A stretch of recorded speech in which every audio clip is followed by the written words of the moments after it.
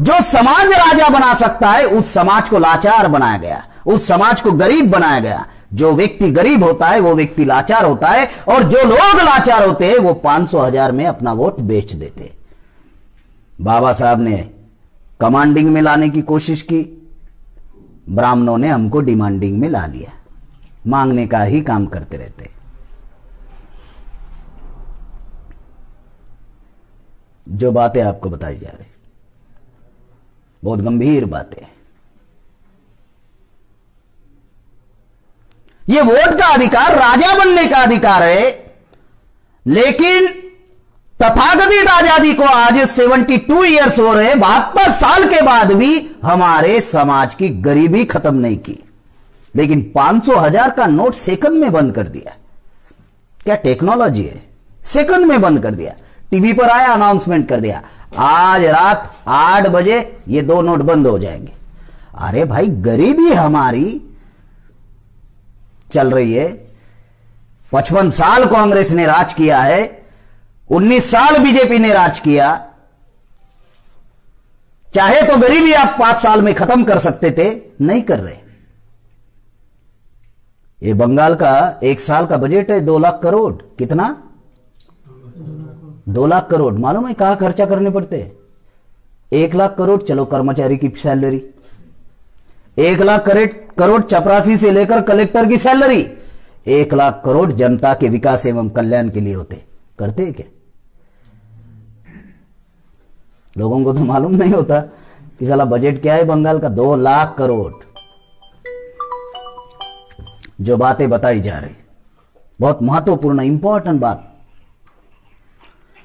तो 55 साल जो है वो कांग्रेस ने राज किया, 19 साल बीजेपी ने राज किया, लेकिन हमारी गरीबी खत्म नहीं हुई, हमारी समस्याएं बढ़ती गई।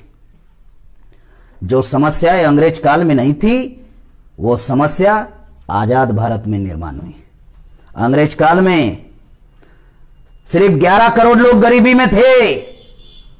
इस तथाकथित आजादी में 83 करोड़ लोग गरीबी में चले गए, जो सरपंच का फॉर्म नहीं भर सकते, उसकी अनामत रकम जमा नहीं कर सकते। सरपंच कहते हैं इधर या प्रधान कहते हैं? प्रधान। महाराष्ट्र में सरपंच कहते, उधर उत्तर भारत में प्रधान कहते, तो इधर भी प्रधान, इसलिए कंफर्म करने के लिए कहा। प्रधान का जो चुनाव होता है ना, तो 83 करोड़ लोग प्रधान का चुनाव नहीं लड़ सकते, फॉर्म नहीं भर सकते, उसकी अनामत रकम नहीं भर सकते। अंग्रेजों का राज था, भारत गुलाम था। गुलाम भारत में एक भी किसान ने आत्महत्या नहीं की। आज आजाद भारत में लाखों किसानों ने आत्महत्या की, और आज भी सिंधु बॉर्डर पर किसान आंदोलन चला रहे हैं। जो एमएसपी भारत सरकार ने बंद की, उसके विरोध में आंदोलन कर रहे, और कईयों किसान मर गए। बारिश गिर रही है वहां पे, किसान लगे हैं, और उनको क्या कह रहे? इनके पीछे अलगाववादी का हाथ होगा, आतंकवादी का हाथ है। जो बातें आपको बताई जा रही, गुलाम भारत में एक भी महिला के ऊपर बलात्कार नहीं हुआ। आजाद भारत में हर 5 मिनट के अंदर एक महिला के ऊपर अत्याचार होता है। गुलाम भारत में अंग्रेजों का राज था, नक्सलवाद नाम की समस्या नहीं थी, आजाद भारत में पैदा हुई। गुलाम भारत में आतंकवाद नाम की समस्या नहीं थी, आजाद भारत में पैदा हुई। जो समस्याएं गुलाम भारत में नहीं थी, वो समस्याएं आजाद भारत में निर्माण हुई। जो बातें आप लोगों को बताई जा रही, इतनी गंभीर बातें।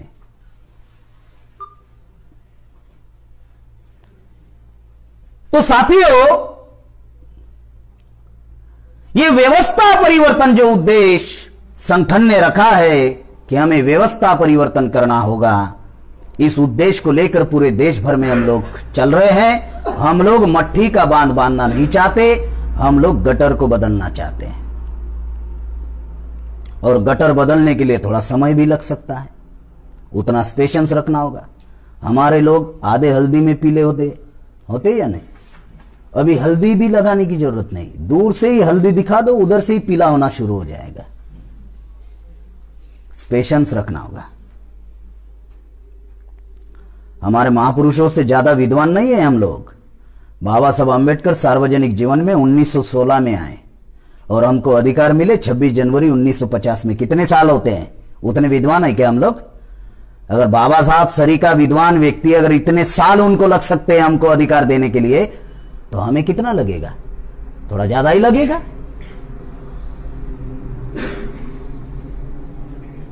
गरम गरम चावल खाओगे, चावल ज्यादा खाते हैं बंगाल में, गरम गरम खाओगे तो तकलीफ हो सकती है, तो थोड़ा शांत होने देना पड़ेगा उसको। जो बातें बताई हमें पेशेंस रखना होगा, हमें पेशेंस रखना होगा, क्योंकि गटर को बदलना चाहते हैं और यह गटर साधारण नहीं है, मजबूत है। भले ही संख्या में वो अल्पसंख्य लोग हैं, लेकिन पत्थर सरी का मजबूत बने हुए हैं। हमें बेवकूफ बनाकर, गुलाम बनाकर, पत्थर को अगर सिर मारोगे तो नुकसान किसका होगा? नहीं मालूम। बाहर कोई पत्थर होगा, जाकर मारकर देखो, किसका होगा नुकसान? सिर का होगा ना। तो जब सिर का नुकसान होगा इतना समझ में आ रहा है, तो पत्थर से क्यों टकराना है? अगर टकराना है तो फिर पत्थर सरी की ताकत मजबूत करनी होगी, तब ना टकराव होगा।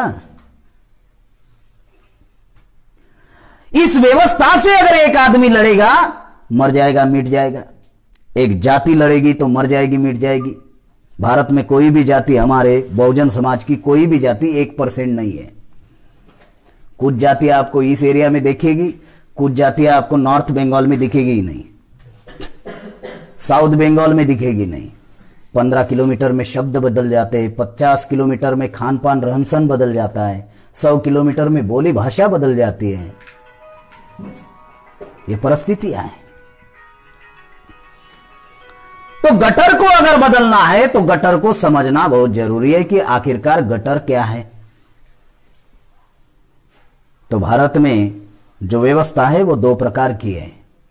एक है समाज व्यवस्था, दूसरी है शासन और राज्य व्यवस्था। समाज व्यवस्था मतलब जिसमें हम जीते हैं। समाज व्यवस्था में वर्ण व्यवस्था, जाति व्यवस्था, स्त्री दासता, अछूत, आदिवासियों का अलगीकरण, यह समाज व्यवस्था है। वर्ण व्यवस्था जिसमें हमको शूद्र अतिशूद्र बनाया, इकट्ठा नहीं हो पा रहे हम लोग। दूसरी जाति व्यवस्था, दुनिया में कहीं पर भी जाति नहीं, भारत में जाति है।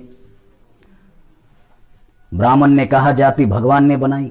अच्छा, तो भगवान को अमेरिका इंग्लैंड में पैदा होने के लिए कोई तकलीफ हुई थी क्या? है, उधर जाति नहीं, इधर जाति है। दुनिया में भगवान तो एक ही होते हैं, सबका मालिक तो एक ही है। तो क्यों भगवान को यह जानकारी नहीं थी कि भारत के बाहर भी कोई देश है? मैं गारंटी के साथ कहता हूं, जो आर्टिफिशियल ब्राह्मणों के भगवान है ना, आर्टिफिशियल, उनको जानकारी ही नहीं थी। क्यों? इसका जवाब ही उन्होंने भगवत गीता में लिख कर दिया, यदा यदा ही धर्मस्य ग्लानिर्भवति भारत, यानी भारत पर संकट आएगा तो ही मैं आऊंगा। क्यों? अमेरिका पर आएगा तो नहीं आएगा? हाँ? क्यों इंग्लैंड पर संकट आएगा तो नहीं आएगा? तो मैं जब अध्ययन करते गया तब पता चला, अरे इसको जानकारी होगी तब ना आएगा कि बाकी के भी कोई देश है दुनिया में। इसको तो भारत के ही बारे में मालूम है। और कहा भगवान ने भगवत गीता लिखी। काय के लेके भाई, भगवान तो दुनिया में एक होते, सबका मालिक एक है। आप ही पंडित पढ़ाते हो ना, सबका मालिक एक है। तो अमेरिका में जाति नहीं है। तो ये झूठ ब्राह्मण का पकड़ा गया। तो ब्राह्मण ने कहा, हाँ, कर्म से जाति बनी। हाँ? भगवान गायब हुआ, कर्म से जाति बनी। अच्छा, तो कैसे बनी बताइए? कर्म का मतलब जो हम काम करते हैं उसे कहते हैं कर्म। अच्छा, तो क्या कर्म होते हैं भारत में? तो जो चमड़े का काम करते हैं उसको चमार कहा गया, जो कपड़े धोने का काम करते हैं उसको धोबी कहा गया, जो कपड़े सिलाने का काम करते हैं उसको दर्जी कहा गया, जो मटके बनाने का काम करता है उसको कुम्हार कहा गया या प्रजापति कहा गया। चलो इसका भी विश्लेषण करते हैं। अमेरिका में भी चमड़े का काम करने वाले लोग हैं, चमड़ा बेचने वाले लोग हैं, कंपनियां हैं, चप्पल पहनने वाले लोग हैं, जूते पहनने वाले लोग हैं। चमार नाम की जाति नहीं है। अमेरिका में भी कपड़े धोने वाले लोग हैं, लेकिन धोबी नाम की जाति नहीं है। अमेरिका में भी कपड़े सिलाने वाले लोग हैं और पहनने वाले लोग हैं, थोड़े कम पहनते होंगे लेकिन पहनते तो है। दर्जी नाम की जाति नहीं। अमेरिका में भी मटके बनाने वाले लोग हैं, मटके का पानी पीने वाले लोग हैं, लेकिन कुंभार या प्रजापति नाम की जाति नहीं है। अमेरिका में भी नहीं है कुंभार या प्रजापति नाम की जाति। अगर कर्म से जाति बनी, अगर यह बात सच है कि कर्म से अगर जाति बनी तो कर्म भारत में होते हैं, दुनिया में भी कर्म होते हैं, लेकिन कर्म के आधार पर दुनिया में जाति नहीं है, भारत में जाति बनाई है।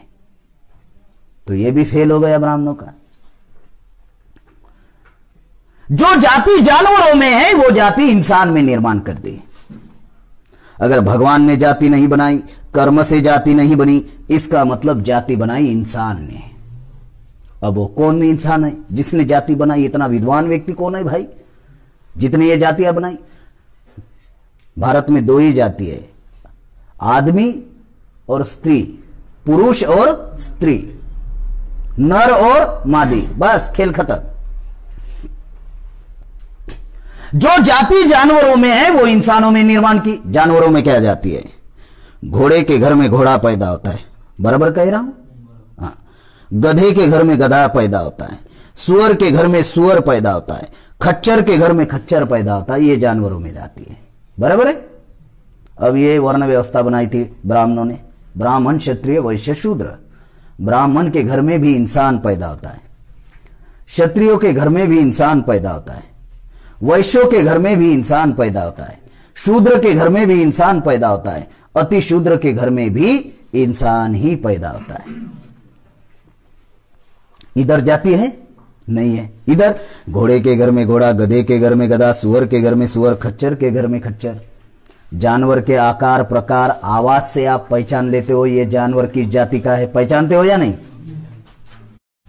इंसान के आकार, प्रकार, आवाज से आप पहचान लेंगे ये किस जाति का है। कोई है विद्वान इधर बैठा हुआ है? पहचान लेंगे? नहीं। इतना ही नहीं, जानवर के टट्टी से समझ में आता है कि ये किस जानवर की है। अब इसका उलट कर दो, इंसान के टट्टी से कोई बताएगा ये नमोशूद्राय की है, पेंड्रो की है, बावरी की है, बागदी की है, हाँ, राजवंशी की है, संताल की है, मुंडाओं की है, सरदार की है? कोई बताएगा? जो जाति जानवरों में है वो जाति इंसानों में निर्माण कर दी, और ये करने वाला दूसरा कोई नहीं था, तो ये करने वाला ब्राह्मण था। पुष्यमित्र शुंग नाम के ब्राह्मण ने भारत में जाति लाई। कब लाई? जब मौर्य साम्राज्य का 10वां सम्राट बृहद्रथ की जब हत्या पुष्यमित्र शुंग ने की, उसके बाद में भारत में जाति लाई। जाति क्यों लाई? क्योंकि हम लोग इकट्ठा ना हो सके, इसीलिए जाति बनाई गई। हम जातियों में बटे हुए लोग नहीं हैं, हम जातियों में बांटे हुए लोग हैं। ये समाज व्यवस्था। हमारा आदमी अधिकारी बन जाता है तो उसको लगता है कहां जाति है, सारा खत्म हो गया, सारा बाबा साहब ने खत्म कर दिया। अच्छा, तुम्हारे लिए कुछ नहीं रखा, सब खत्म कर दिया। वो बोलता है मैं अधिकारी हूं, मैं बेल दबाता हूं, तो ब्राह्मण भी दौड़ कर आता है। कहां रह गया छुआछूत, कहां रह गई कास्टिज्म? उस गधे को मालूम नहीं होता है कि वो 10 से 5 बजे तक अधिकारी है, और जैसे ही समाज में आता है चमार बन जाता है, नमोशूद्राय बन जाता है, राजवंशी बन जाता है, पेंड्रो बन जाता है, बावरी बन जाता है, बागदी बन जाता है, संताल बन जाता है। उसको मालूम ही नहीं होता। अधिकारी ऑफिस में है, ऑफिस से घर आया मतलब समाज व्यवस्था में आया, और जैसे ही समाज व्यवस्था में आता है तो भारत में समाज है ही नहीं, भारत में तो जाति है। समाज शास्त्र भारत में पढ़ाया जाता है, लेकिन समाज भारत में नहीं है, जाति है। वास्तविकता जाति शास्त्र पढ़ाना चाहिए, लेकिन भारत में पढ़ाया जाता है समाज शास्त्र। तीसरा, दुनिया में जानवर छूने लायक था, लेकिन भारत में इंसान अछूत। यह व्यवस्था भारत में थी। चौथा, प्राचीन काल में महिला प्रधान थी, देश चलाती थी, मातृसत्ताक पद्धति थी। आज भारत में महिलाएं दोहरी गुलाम है, एक पुरुष की और दूसरा इस व्यवस्था की। छोटी होती है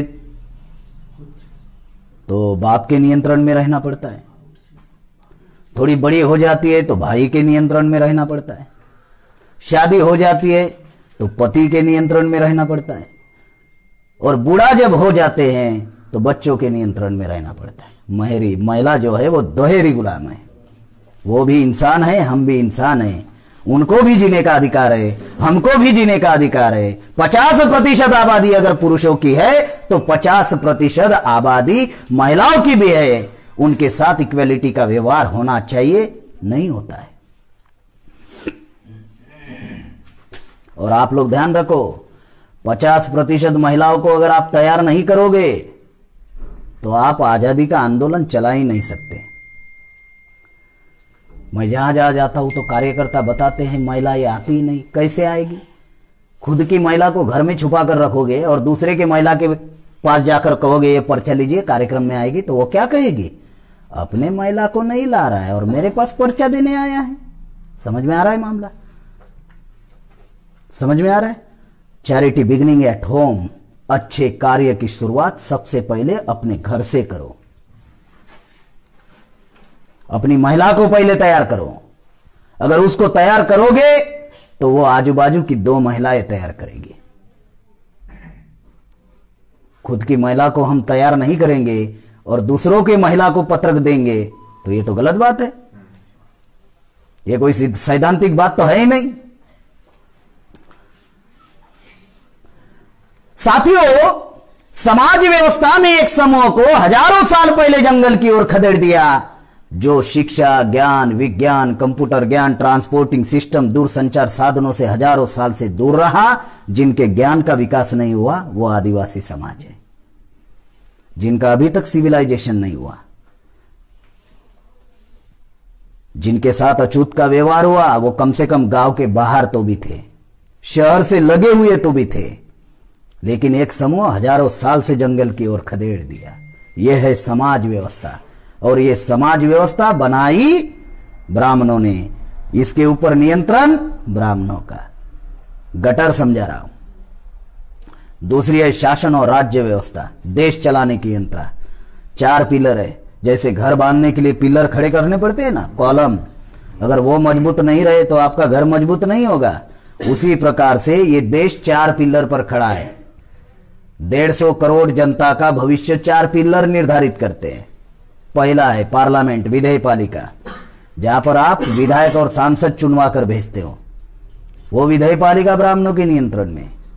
55 साल कांग्रेस ने राज किया, 19 साल बीजेपी ने राज किया। कांग्रेस बनाई किसने? 28 दिसंबर 1885 में कांग्रेस बनी। चैटर्जी, बैनर्जी ये बंगाल के ब्राह्मण, आगरकर, गोखले, तिलक महाराष्ट्र के ब्राह्मण। कांग्रेस बनी। उस कांग्रेस में डॉक्टर केशव बड़ीराम हेडगेवार काम करता था, जो महाराष्ट्र का ब्राह्मण था और विदर्भ का जनरल सेक्रेटरी था। वो 1935 तक कांग्रेस का विदर्भ का जनरल सेक्रेटरी था। उसने 1925 में आरएसएस बनाई। जब आरएसएस बनाई तब 10 साल और कांग्रेस का जनरल सेक्रेटरी था। इसका मतलब कांग्रेस ने ही रिलीज किया हेडगेवार को और आरएसएस बनाने के लिए बोला। उस आरएसएस में श्यामा प्रसाद मुखर्जी आपके बंगाल के ही थे। उन्होंने 1951 में जनसंघ बनाया। श्यामा प्रसाद मुखर्जी भी ब्राह्मण। और 1980 में उस जनसंघ का नाम अटल बिहारी वाजपेयी और अडवाणी ने भारतीय जनता पार्टी रखा, जिनको बीजेपी कहते हैं। अब रिश्तेदारी देखो इनकी। ये कांग्रेस है, इन्होंने आरएसएस बनाई और आरएसएस ने बीजेपी बनाई। अब रिश्तेदारी में क्या हुआ? कांग्रेस दादी हुई, आरएसएस लड़का हुआ और ये बीजेपी पोता। दादा जाता है, पोता आता है, या दादी जाती होंगी, पोती आती होंगी। और दादा आना चाहिए या पोता आना चाहिए, यह निर्धारित बाप कर रहा है, आरएसएस। लेकिन कोशिश यही रहती है उनकी कि ब्राह्मण ही आना चाहिए। चाहे वो कांग्रेस का हो या चाहे वो बीजेपी का। संख्या कितनी है? 3.5%। देश पर राज कर रहे हैं। 3.5% ब्राह्मण। ब्राह्मण के नाम पर अगर चुनाव लड़ता है ना किसी गांव में, तो ग्राम पंचायत का सदस्य नहीं बन सकता। वो देश का प्रधानमंत्री चुन रहा है। कैसे चुन रहा है? तो उनके दो षड्यंत्र है। एक है विभाजन, जिसकी वजह से हम इकट्ठा नहीं होते, और दूसरा है अज्ञानता। उनका षड्यंत्र समझ में नहीं आता। अज्ञानता इतनी फैली हुई है। विभाजन जो आपको बताया, वर्ण व्यवस्था, शूद्र, अतिशूद्र, जाति व्यवस्था, ये विभाजन है जिससे इकट्ठा नहीं होते। अगर नमो शूद्राय की मीटिंग लगाई जाए तो राजवंशी नहीं आता, राजवंशी की मीटिंग लगाई जाए तो बावरी नहीं आता, बावरी के लगाओ बागदी नहीं आता।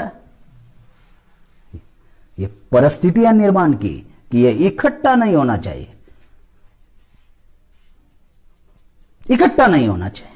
आपको क्या चाहिए? आपके जाति को क्या चाहिए? बताइए क्या चाहिए, वो ले लो। इकट्ठा आने का अभियान मत चला, जो चाहिए वो ले लो।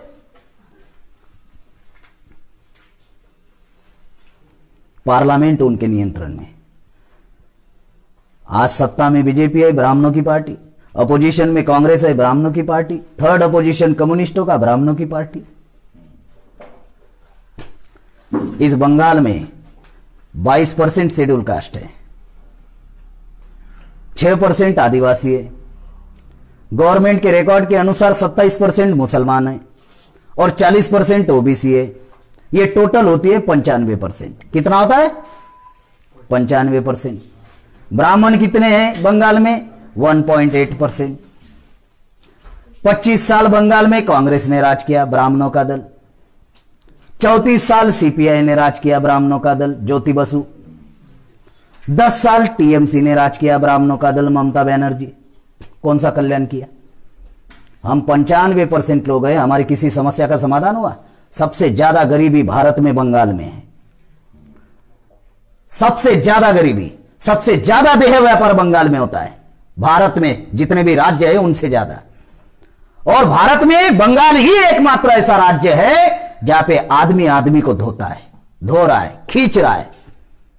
रेलवे स्टेशन के पास जो लगे रहते हैं ना, इंसान इंसान को खींचते हुए जा रहा है जैसे जानवर जाते हैं खेती में। ये बंगाल ही एकमात्र राज्य है। तो 25 साल कांग्रेस ने राज किया तो कौन से समाधान किया? 34 साल कम्युनिस्टों ने राज किया तो कौन सा समाधान किया? कम्युनिस्ट वाले सर्वहारा की बात करते हैं, चिल्लाते रहते हैं। क्या किया उन्होंने? अगर 10 साल अगर दीदी ने राज किया तो उन्होंने कौन सा परिवर्तन लाया? हम 95% लोग हैं, लेकिन 1.8% लोग राज कर रहे हैं। 1% लोग राज कर रहे हैं बंगाल में। जो बातें आपको बताई जा रही, इतनी गंभीर बातें हैं, इसको समझना बहुत जरूरी है। 294 विधानसभा की सीटें बंगाल में। सरकार बनाने के लिए 148 चाहिए। ब्राह्मण बना सकता है, ब्राह्मण के नाम पर चुनाव लड़ेगा तो 148 सीटें जीत पाएगा? नहीं जीत पाएगा।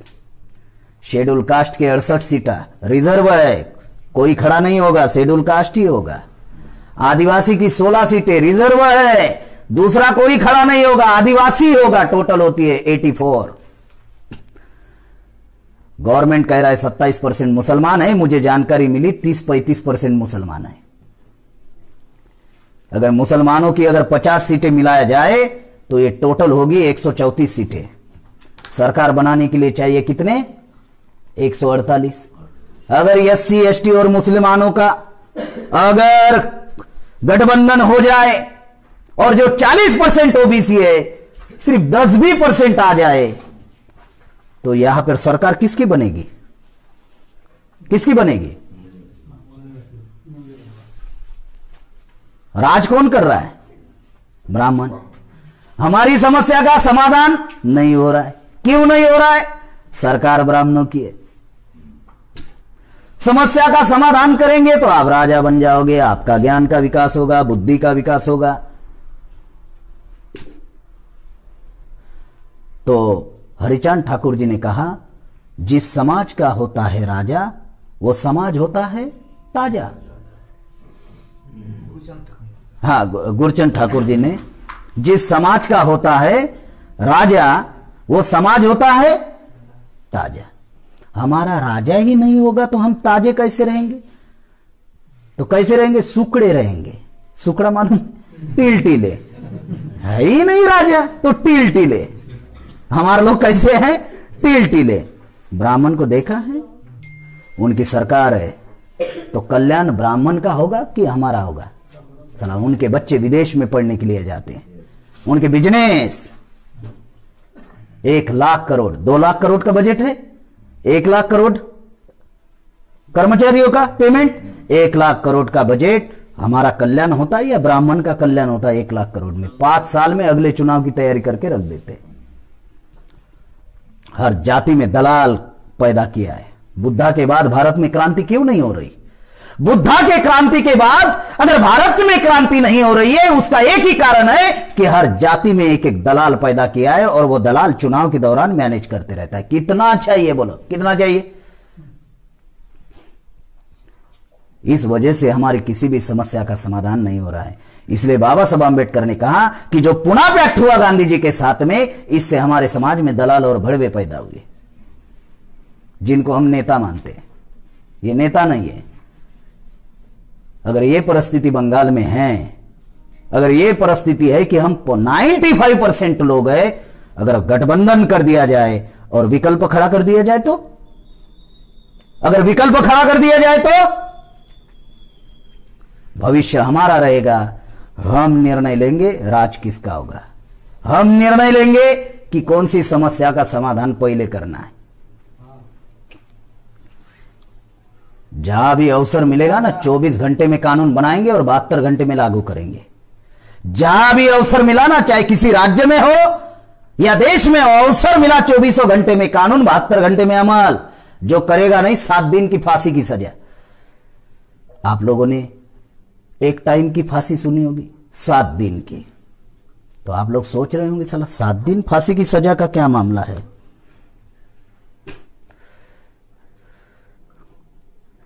जो अच्छे चीज का विरोध करेगा और जो गलत काम करेगा उसको 7 दिन लटका कर रखेंगे और बोर्ड लगाएंगे बड़ा, इसने ये काम किया इसलिए इसको 7 दिन की सजा मिली। तो लोग जाएंगे पढ़ेंगे, अरे इस वजह से मिली क्या? तो दोबारा कोई हिम्मत, 7 दिन लटका रहेगा। कुछ भी कर सकते हो। अत्याचार कैसे खत्म नहीं होगा? कुछ भी कर सकते हो। विधेय पालिका उनके नियंत्रण में। 3.5% ब्राह्मणों की 5 राष्ट्रीय लेवल की पार्टियां हैं, Congress, BJP, CPI, CPM, Trinamool Congress. 85% Bahujan Samaj. कुछ नहीं है। जिनको आप नेता मानते हो क्षेत्रीय नेता बन गए। जिनको आप नेता मानते हो क्षेत्रीय नेता बन गए। मायावती यूपी तक सीमित, मुलायम सिंह यूपी तक सीमित, हमारे एससी एसटी ओबीसी के नेता। नीतीश कुमार बिहार तक सीमित, लालू प्रसाद यादव जी बिहार तक सीमित, जीताराम मांझी जी बिहार तक सीमित। कल तक रामविलास पासवान जी थे, अब है नहीं। तो चिराग पासवान उनका लड़का बिहार तक सीमित। ये झारखंड लगा हुआ है, शिबू सोरेन झारखंड तक सीमित, अर्जुन मुंडा झारखंड तक सीमित। ओडिशा लगा हुआ है, कायस्थ है नवीन नाथ पटनायक, ओडिशा तक सीमित। हमारे नेता क्षेत्रीय नेता। गुजरात जाओ छोटू भाई वसावा गुजरात तक सीमित, महाराष्ट्र जाओ शरद पवार महाराष्ट्र तक सीमित, रामदास अठवले, प्रकाश आंबेडकर महाराष्ट्र तक सीमित। हमारे नेता क्षेत्रीय नेता। समस्या देशव्यापी, नेता राज्यव्यापी। समस्या गटर में है, समाधान राज्य में चल रहा है। गटर कहां पे? दिल्ली में है। आगे जाकर हमारे नेता जाति के नेता बन गए।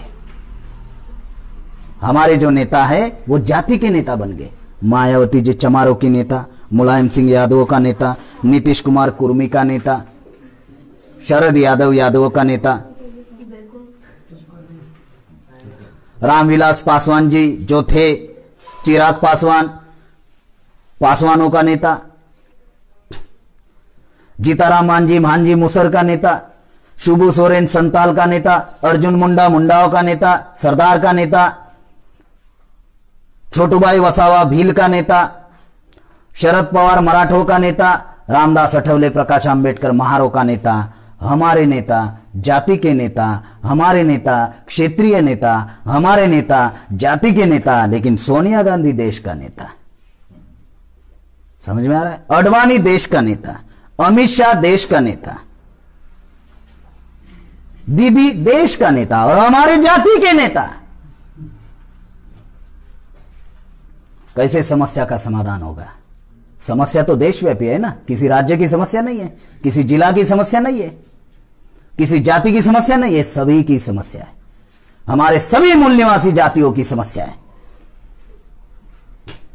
विधेयपालिका उनके नियंत्रण में, एक जाति के नियंत्रण में।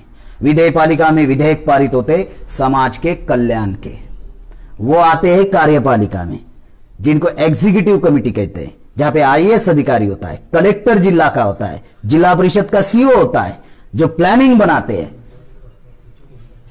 आज 72% आईएएस अधिकारी ब्राह्मण तथा तत्सम उच्च जाति के, और ब्राह्मणों ने कोई आंदोलन भी नहीं चलाया रिजर्वेशन के लिए, तो 10% रिजर्वेशन ब्राह्मणों को दे दिया।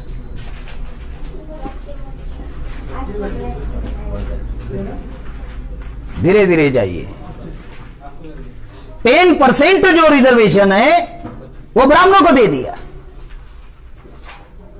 अब 72% पहले से ही है, 3.5% लोग हैं और 72% आईएएस अधिकारी पहले है। अब 10% दे दिया, 82%।